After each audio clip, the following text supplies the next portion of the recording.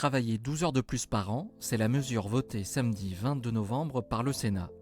La droite sénatoriale avait promis de nettoyer le budget de la Sécu. Résultat, un amendement adopté à 199 voix contre 135 et qui augmente la durée annuelle du travail de 1607 à 1619 heures. En clair, 1 heure de plus par mois ou 15 minutes par semaine. Pour son auteur, le centriste Olivier Henno, cet effort serait imperceptible et pourrait rapporter plus de 10 milliards d'euros par an.